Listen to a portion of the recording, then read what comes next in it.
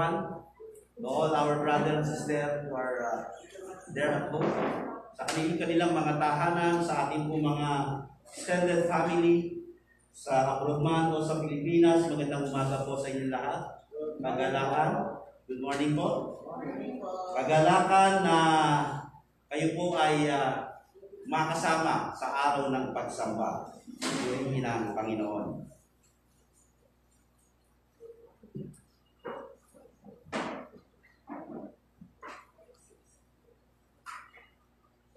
Sa ating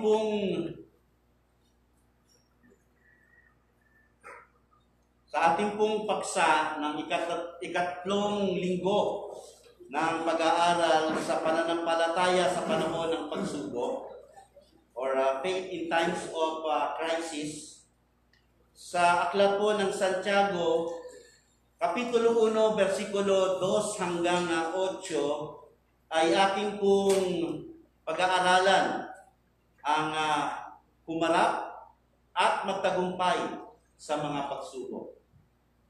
Alam niyo po mga minamahal, ang pagsubok po ay hindi tinatakasan.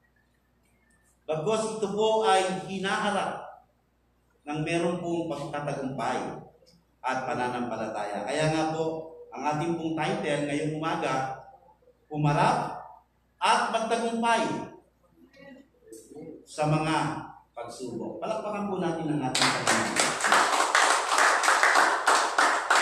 Ang buhay ng bawat mananampalataya ay hindi exempted sa mga pagsubok na dinadanas ng lahat ng tao sa ibabaw ng lupa, sa buong mundo.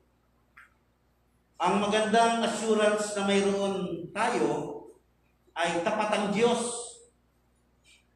at mapagtatagumpayan natin ang lahat ng ito. Amen?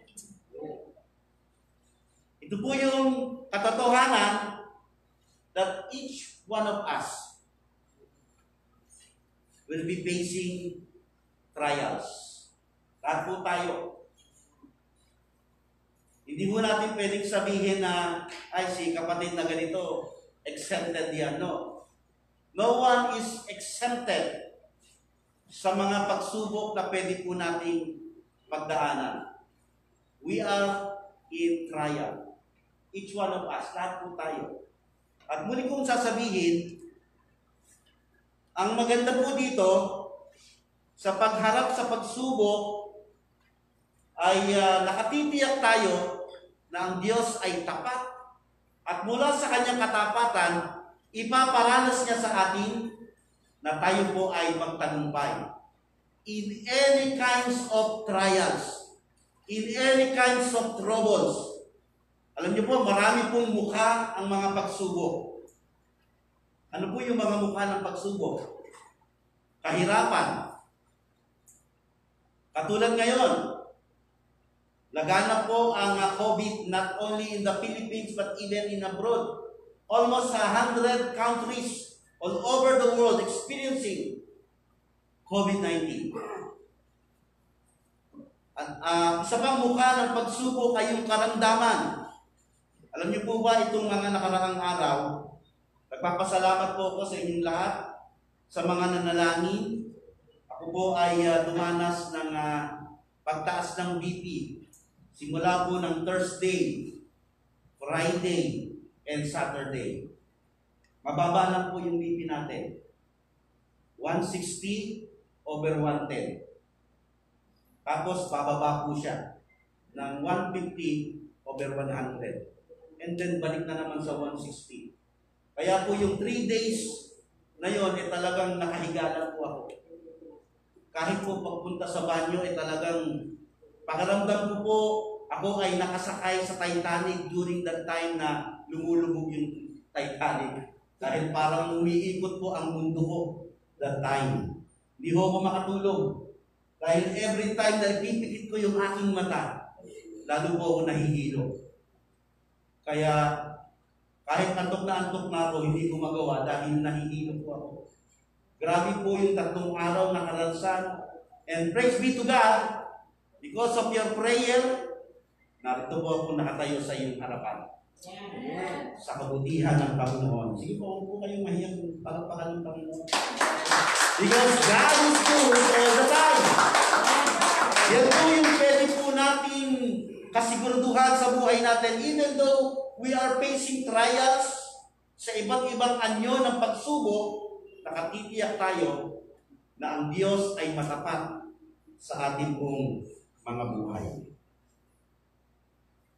Sa binasa po natin, sa aklat po ng Santiago, Kapitulo 1, versikulo 2 hanggang 8, meron 3 bagay na dapat po nating gawin upang tayo po ay makaharap. Ulitin ko po, hindi po tinataguan, hindi po tinatalikuran, kundi hinaharap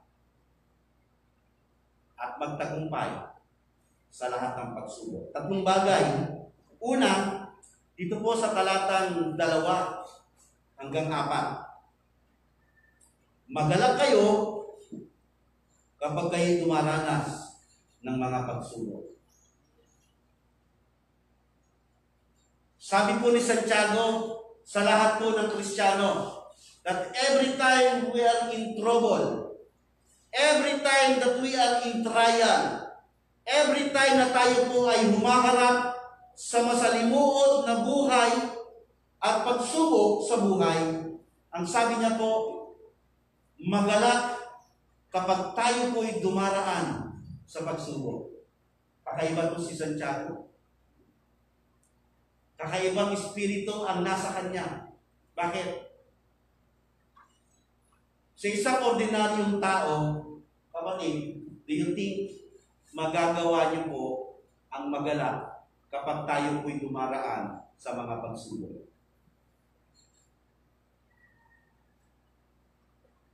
Si Santiago po ay may kakaibang taglay na kaisipan.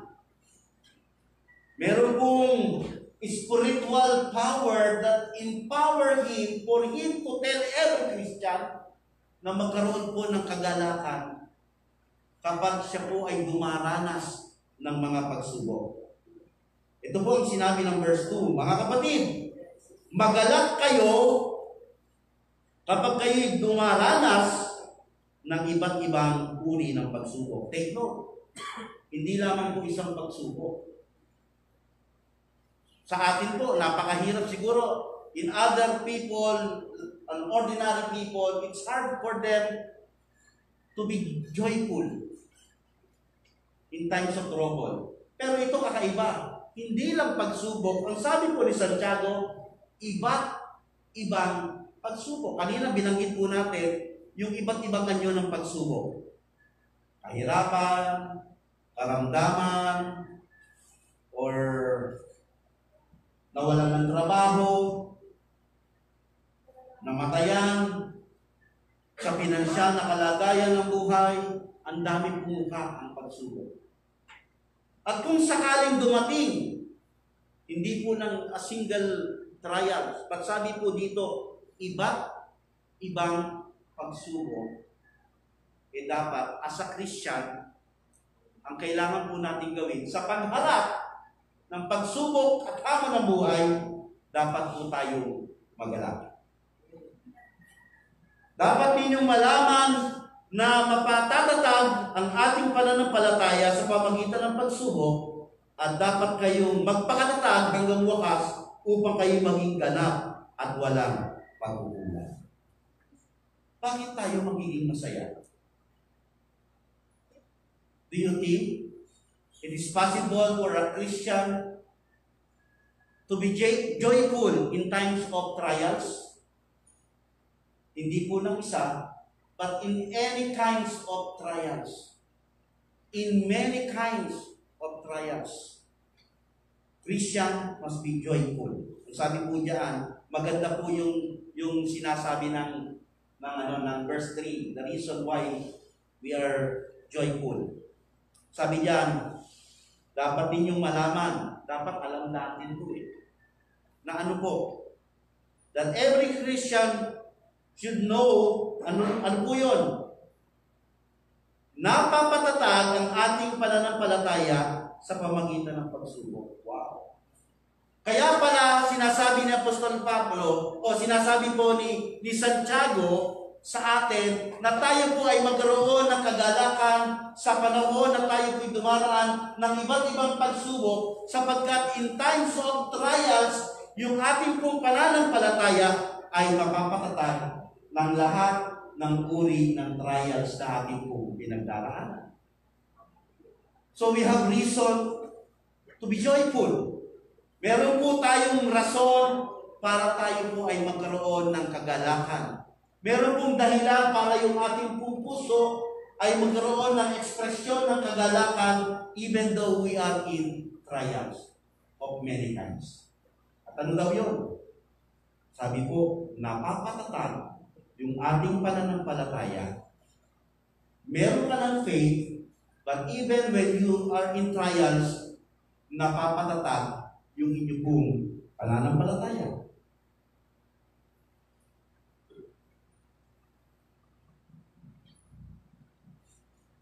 Alam niyo po, sabi dito sa Life Application Bible. Sino po yung meron na sa inyong Life Application Bible? Meron na. Di ba nung nag-seminar po tayo dito, meron po tayong natanggap na Life Application Bible, yung ganun kakapal. Sabi po doon, Dear brother and sister, when trouble comes your way, consider it an opportunity for great joy. Wow! Ganun pala, kapag tayo po ay dumadaan sa pagsubok, consider it an opportunity.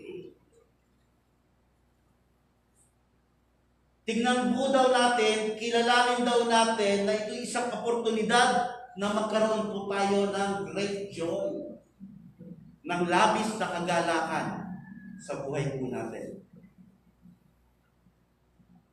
For you know that when your faith is tested, your endurance has chance to grow. Lumalago po yung ating faith. Consider it an opportunity for great joy. Kasi nga po, hindi po basta-basta ang tao nagagala. Ang dami pong pinagmumulan ng kagalakan. No? Kayo po ba nagala nung mabalitaan ninyong aalis na yung lockdown? Nagala po ba kayo? Kayo po ba ay nagala at natuwa nung sabihin po ng ating Pangulo na pwede nang lumabas mula 15 years old pataas? Yung iba nagreklamo. Kasi sabi bakit papayagan? Ano naman ang gagawin niya sa labas? Maaawa lang yan. Nagreklamo. Tuloy mo. Nung panahon na bawal, nagre-reklamo. Nung ngayon ay pinalalabas na, nagre-reklamo pa rin. Saan pa tayo talaga lalagay?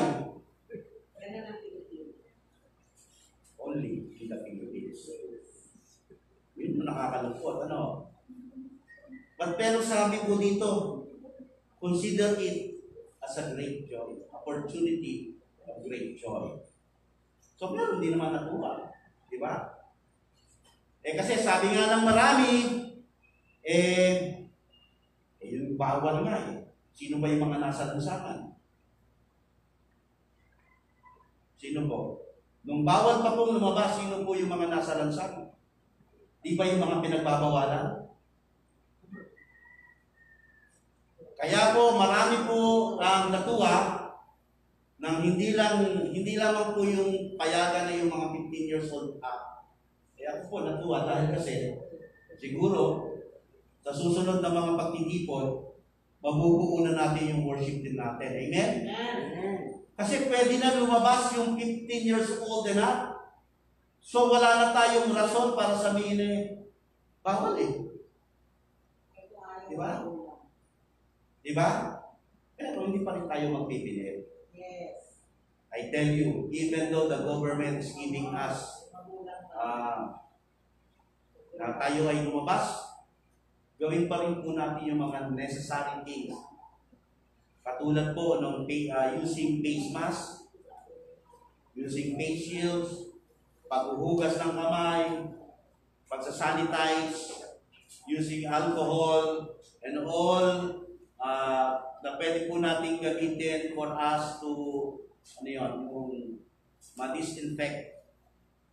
Hindi po porket pwede na, para marabay na rin.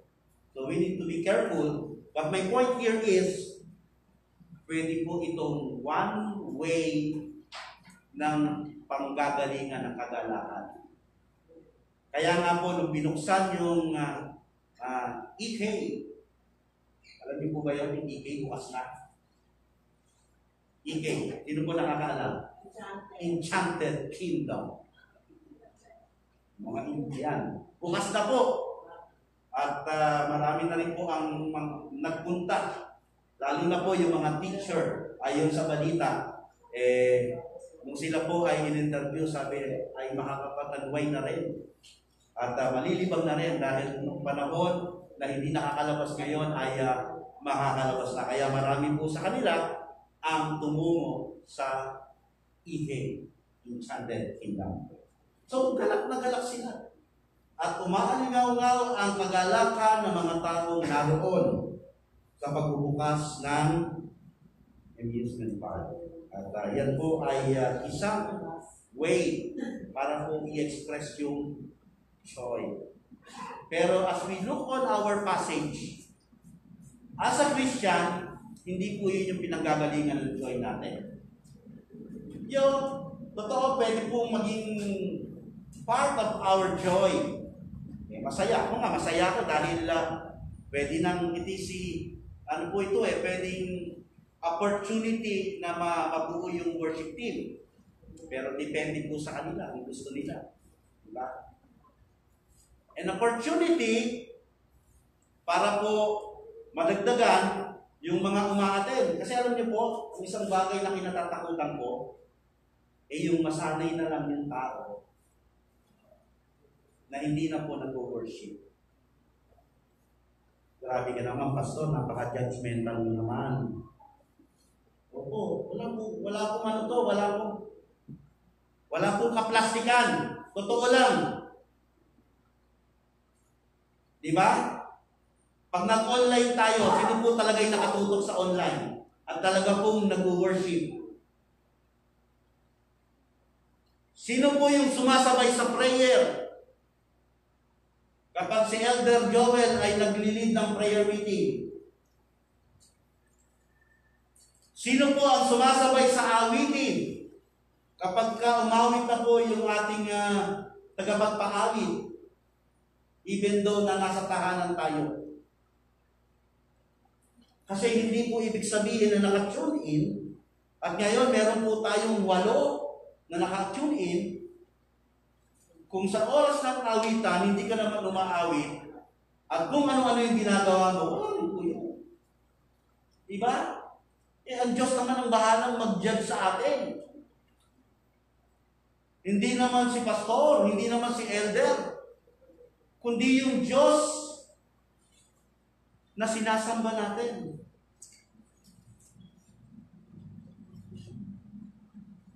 Yung Diyos na sinasamba natin, kapatid.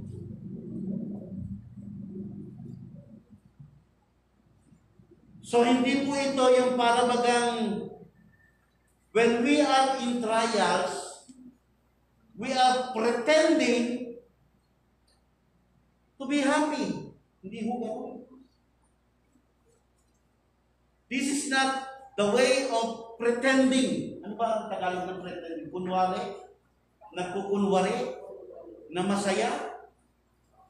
Di ba? Nagkukunwari, naluluwa ako. Nagkukunwari na nagagalak, nagkukunwari na nagpupuri, nagkukunwari na nanalangin, kasi sabi ko nga po sa inyo, hindi po kita ka-tune in, nagpupuri na yan. Hindi ko po hinahatulan, hindi po ako judgmental. But in reality, kasi pwede natin i-tune in yung cellphone natin, tapos, hayaan nyo lang na naka-tune in yan.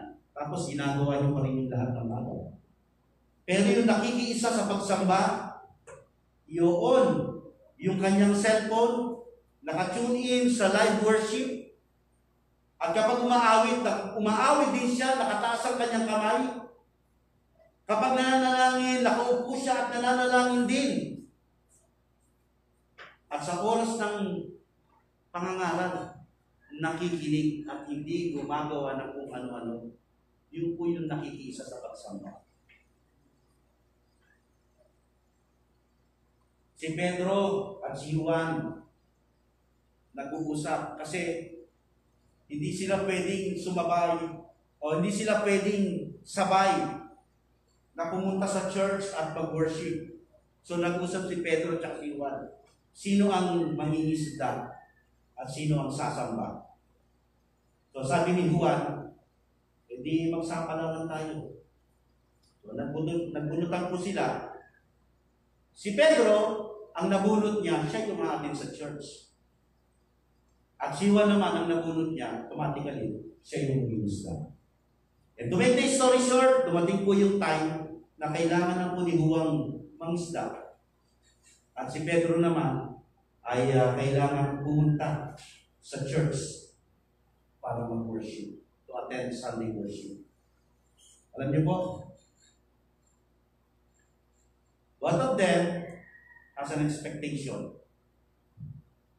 Inaasahan po ni Pedro na sa pag-uwi ni Juan, marami siyang mahuhuli at yun yung pagkain nila. Mahulbi.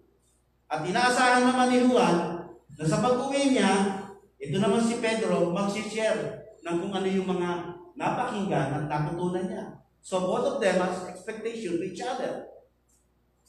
And the time comes, alam niyo po, dumating po yung pagkakataon na nagkita na po sila. And you know what happened? They are paid to their expectation. Bakit? Kasi po, nung inirewind, nung si Juan po ay naroon, nangingisda, ang nasa isip niya, yung church. Ano kaya ang nangyayari sa church? Siguro ang saya nila that time. Ano kaya ang mensahe ni Pastor? Ano kaya ang natutunan ni Pedro na mai-share niya sa akin? I'm very excited to hear. Talagang excited na akong marinig yung kanyang i-share. Sa madaling sabi, dahil yung kanyang utak ay wala sa kanyang ginagawa, wala ko siyang nahuli. Pero ganun pa man, masaya pa rin siyang umuwi dahil nananabik na meron siyang maasahang matatanggap wala kay Pedro. At si Pedro naman tinanong, ano ang mai-share mo sa akin? Sabi niya, hindi ko naintindihan eh. Kasi, masaya, kita-kita, pero yung utak ko nasa iyo. Iniisip ko, ano kaya yung nahuli mo? Marami kayang nahuli. So, walang naintindihan. So, both of them, wala pong napakinabangan. Bakit? Physically present, but mentally absent. Kapatid, it will not benefit you. It will not benefit to both of them. Though they are physically present, but eventually, yung kanilang pong isipan ay absent dahilan para hindi po nila magawa ng maayos for them to become failure. Ganun din po sa buhay natin, mga minamahal. Ang gusto ng Diyos, physically present ka na, mentally present ka rin. Yan po, kapag ganun tayo, we are present both physical and spiritual together with our mind. Magagawa po nating magalak kapag tayo po ay tumaraan sa ating pong mga pagsubok.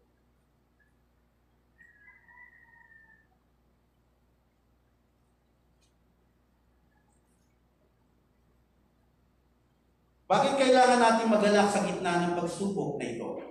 Sapagkat ito ay makapangyarihang benepisyo. Ano po yung benepisyo niya? Napapatatag po tayo sa ating pananampalataya.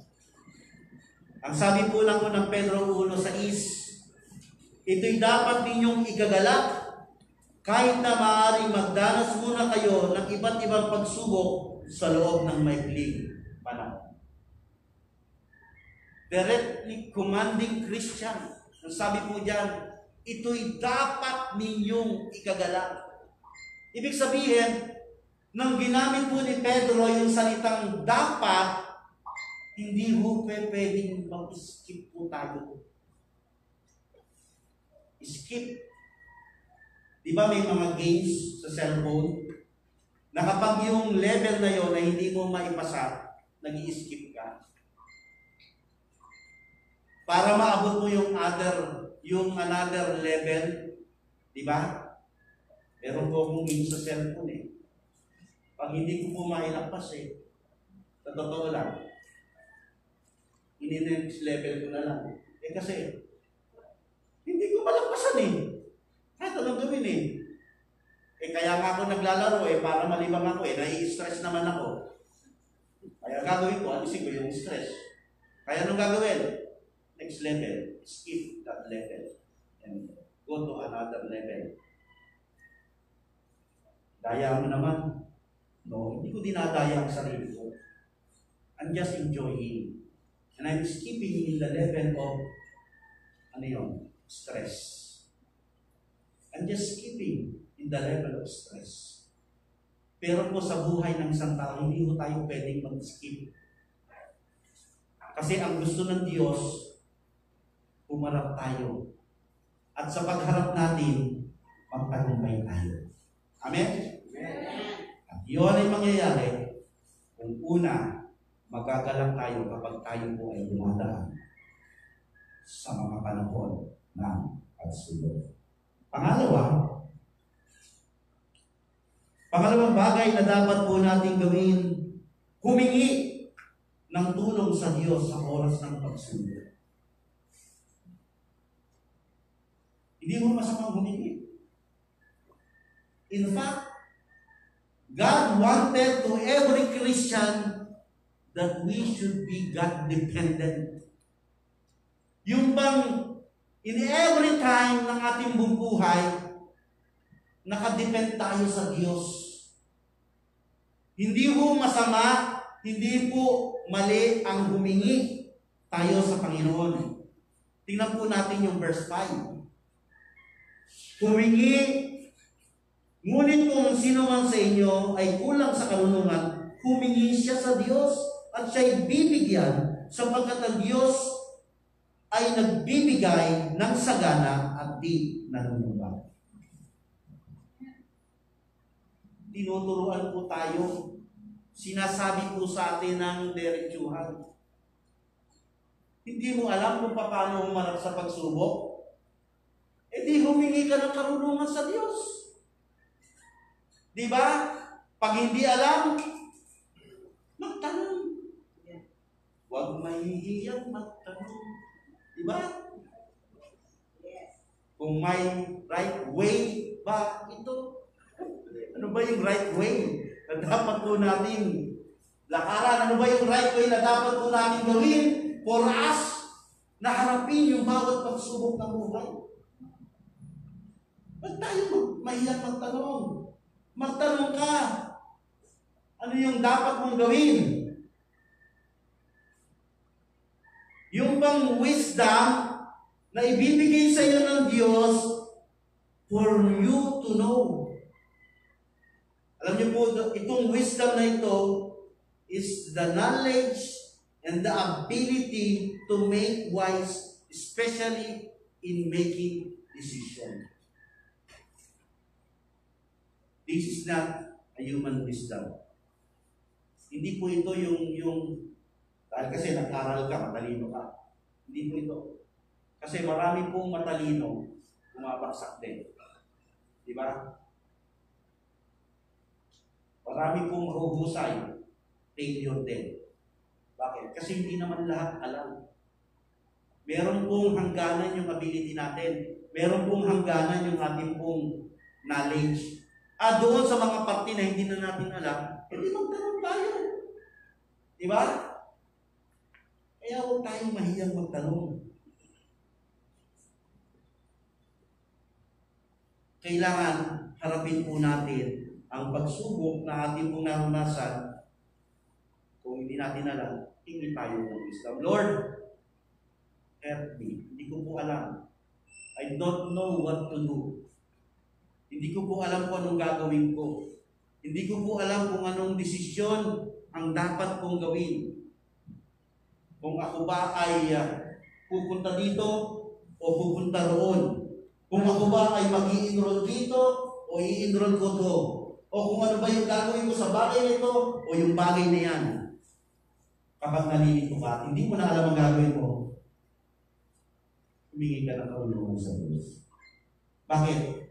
Sabi po ng Biblia, sapagkat siya'y nagbibigay ng sagana at hindi nangungutang. It is our privilege. Pribilehiyo ng bawat Kristiyano na tayo po ay humingi sa Panginoon. Ang sabi po dito sa 1 Corinthians 1:24, subalit sa mga tinawag ng Diyos, maging Hudyo man o Grego, si Kristo ang makapangyarihan at makatarungang Diyos. So, tinawag tayo ng Diyos. Sabi po niyan, makapangyarihan at makatarungan. When we say makapangyarihan, God has the ability to do everything. And there is no limitation on Him. Kaya nga kung hindi mo na kaya, humingi ka sa Kanya. Lord, hindi ko na kaya to eh. Give me strength. Naiintindihan ko po na sometimes mahina po ang loob. May ganun din pong pagkakataon na mahina rin po yung kalooban ko. But every time when I ask God, let God give me strength. And if the time na hindi ko po alam ang gagawin ko, then God give me wisdom, especially in making decision.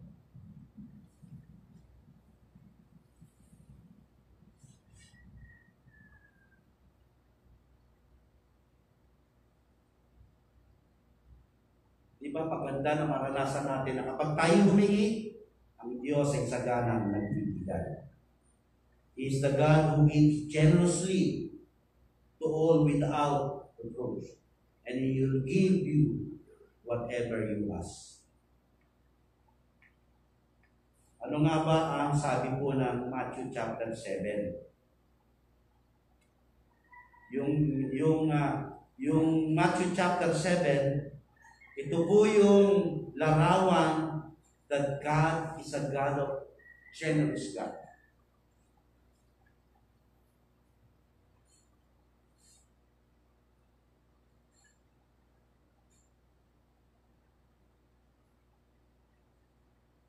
Isang Diyos na saganang nagbibigay. At sa tuwina sa ating pong pagtatawag at paghingi, ang Diyos ay tumutugon sa atin.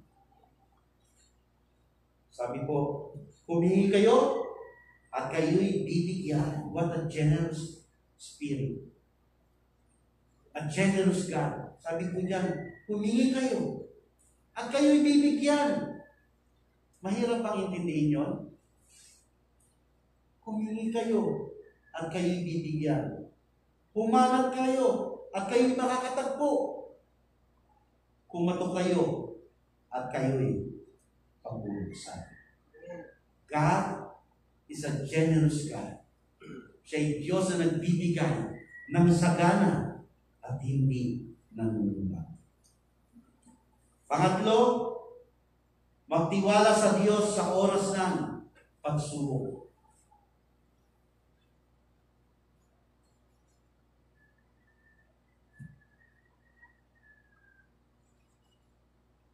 Kanina, ang sabi, kailangan tayo ay magalak. Pangalawa, humingi. At pangatlo, sabi, kailangan daw magtiwala. Marami pong Christian na nananalangin and yet nababalisa. Diba? If you really trust in God, kung talagang tunay kang nagtitiwala sa Panginoon at tunay kang nananampalataya sa kanyang kakayahan, that God is able, even doon sa mga impossible things, it is possible for Him, then hindi po kayo mababahala. For example, kung meron po akong karamdaman, if I really trust in God, kahit po yung karamdaman na yun humantong sa kamatayan, walang takot na haharapin. Kaya nga sabi ni Apostol Pablo, for to me to live in, ano daw? In Christ. For to me to live in Christ. Kung ako daw ay mabubuhay ako para sa Panginoon. Sabi ni Apostol Pablo, yun po yung larawan ng pagtitiwala sa Diyos. No matter what happened, I will live for Christ. And he said, to die is gain. Ang mamatay ay pakilala. So kung para sa iyo, isa kang Kristiyano, kung para sa iyo, ikaw isang tunay at panatag na mananampalataya, sa panahon ng pagsubok, ang buhay mo sa Panginoon. Amen? At sa oras ng pagsubok, at humantong ka man sa kamatayan, ito para sa iyo, kapahinabangan pa rin. Kaya nga, magtiwala. Kapatid, alam niyo po ba, ang laki ng kawalan kapag ang pananampalataya nawala sa atin. Dahil kapag ang pananampalataya naalis sa atin, ano po ang papalit? Takot. Pangamba. Kapag umalis po yung pagtitiwala, yung trust, ang papalit po dyan, ang mag-occupy po dyan, fear, yung takot po. Magkakaroon na po ng takot at pangamba.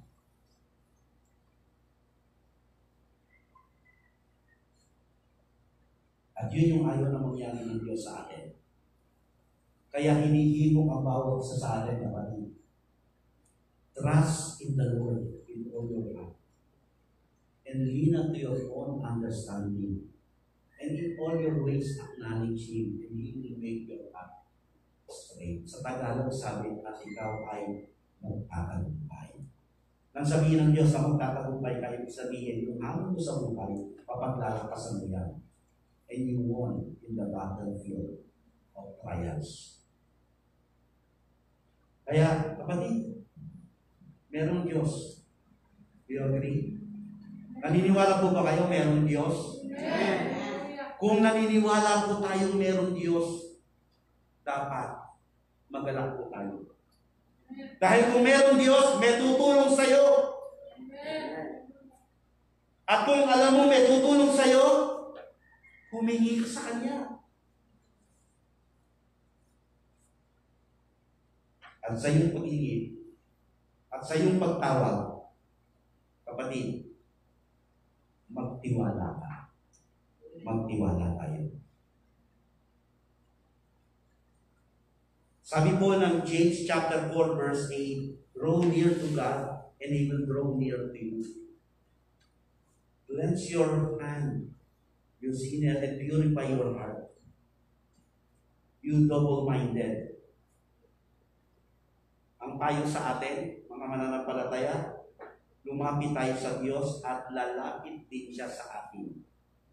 Yan po yung advice ng Bible. Draw near to God. Lumapit po tayo sa Diyos. At siya'y lalapit din sa atin. Linisin natin ang ating mga kamay kung tayo ay nagkasala.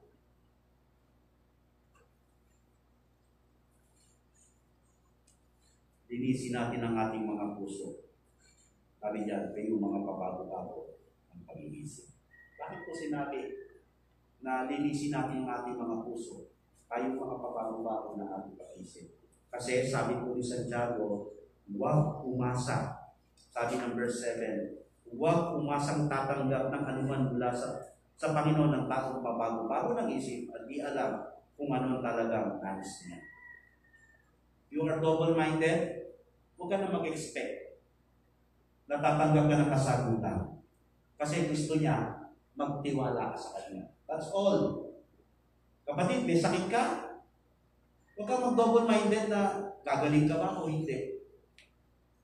Magtiwala ka sa Kanya. Kung ano man ang maging sagot niya, ipagkatiwala mo pa rin sa Diyos ang iyong buhay.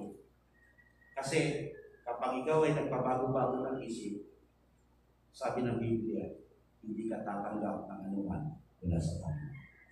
Sa tatlong bagay, ulitin natin. Ano yung una? Magalak. Magalak po tayo kapatid, even though we are in trials of many kinds. Pangalawa, humingi. Ask God. Humingi tayo sa Panginoon. At pangatlo, magtiwala tayo sa Diyos. Sapagkat sa Diyos, walang imposible. At sa ganitong pagkakataon ng buhay, mga kapatid, magagawa po nating umarap at magtagumpay sa mga pagsubok ng buhay. Magandang umaga po. Pagkakaroon.